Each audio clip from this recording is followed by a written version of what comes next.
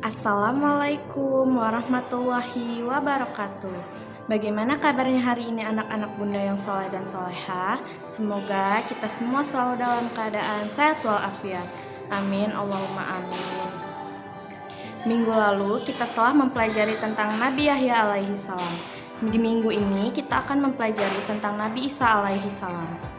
Sebelum kita memulai pembelajaran hari ini, ada baiknya kita mengucapkan lafaz basmalah. Bismillahirrahmanirrahim. Materi pembelajaran kita hari ini masih tentang kisah teladan Rasul-Rasul Allah. Kali ini kita akan membahas Nabi Isa alaihi salam. Kita akan mempelajari tentang keteladanan Nabi Isa alaihi salam dan contoh perilaku yang mencerminkan sikap meneladani Nabi Isa alaihi salam. Sifat-sifat Nabi Isa alaihi salam yang patut diteladani. Yang pertama, adil. Yang kedua, gigih dalam membela agama Allah. Yang ketiga, sabar. Yang keempat, memiliki iman yang kuat. Dan yang terakhir, tidak memiliki rasa dendam. Berikut adalah mukjizat-mukjizat Nabi Isa alaihi salam. Yang pertama, lahir tanpa adanya seorang ayah. Yang kedua, dapat berbicara sewaktu masih bayi. Yang ketiga, dapat menyembuhkan orang buta dan sakit. Yang keempat, dapat menurunkan makanan dari surga. Yang kelima, dapat menghidupkan kembali orang yang telah mati. Dan yang keenam, dapat membuat burung. Nabi Isa alaihi salam adalah salah satu nabi yang termasuk dalam golongan ulul azmi. Nabi Isa lahir di kota Bethlehem atau Palestina pada tahun 622 sebelum Masehi. Nabi Isa adalah putra dari Maryam. Kakeknya bernama Imron, yaitu seorang tokoh Bani Israel. Nabi Isa alaihi salam mendapat gelar Ruhullah. Gelar ini karena proses penciptaan Nabi Isa alaihi salam langsung ditiupkan ruh dari Allah Subhanahu wa taala.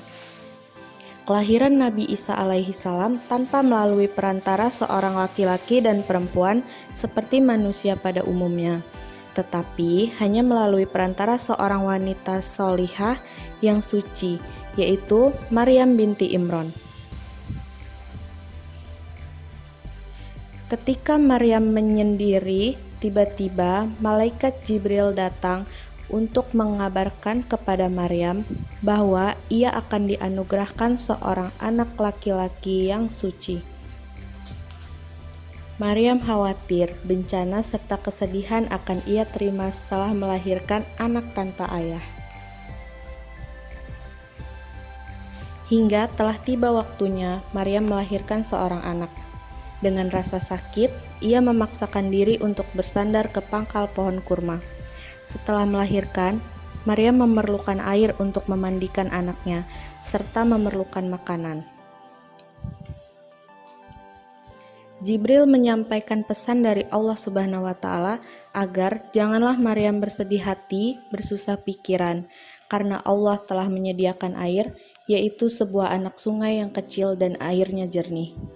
Kemudian, ia disuruh untuk menggoyangkan pohon kurma agar ia dan anaknya dapat memakan dan melanjutkan hidup mereka. Setelah Nabi Isa alaihi salam berumur 30 tahun, malaikat Jibril datang sebagai utusan Allah Subhanahu wa taala untuk mengangkat Isa menjadi Rasul Allah. Menyambung pelajaran yang pernah diajarkan Rasul-Rasul sebelumnya dan memberi kabar kepada manusia tentang kedatangan seorang Nabi terakhir, yakni Nabi Muhammad SAW. Untuk menghancurkan ajaran Nabi Isa alaihi salam, kaum Yahudi menuduh Nabi Isa alaihi salam telah memecah belah mereka sehingga membuat para tokoh Yahudi marah. Melihat semua mukjizat Nabi Isa alaihi salam, kaum Yahudi tetap tidak mau beriman. Mereka bahkan meminta pasukan kerajaan untuk menangkap dan membunuh Nabi Isa alaihi salam. Nabi Isa alaihi salam pun bersembunyi. Namun, seorang pengikutnya bernama Yudas Iskariot atau lebih dikenal dengan nama Yahuza berkhianat dan menunjukkan tempat persembunyian Nabi Isa alaihi salam. Namun, Allah melindungi Nabi Isa alaihi salam dengan mengangkatnya ke langit. Sedangkan Yahuza diserupakan dirinya seperti Nabi Isa alaihi salam. Tentara kerajaan pun menangkap Yahuza yang dikiranya adalah Nabi Isa alaihi salam tersebut, kemudian membunuhnya dengan cara disalib. Di akhir zaman nanti, Nabi Isa akan diturunkan kembali ke bumi. Tujuan Nabi Isa alaihi salam diturunkan ke bumi adalah untuk mengajak manusia menyembah Allah Subhanahu wa taala. Ia akan memimpin dengan penuh keadilan.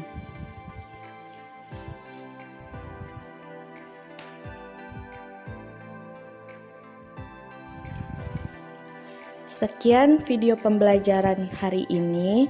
Sampai jumpa di video pembelajaran berikutnya. Wassalamualaikum warahmatullahi wabarakatuh.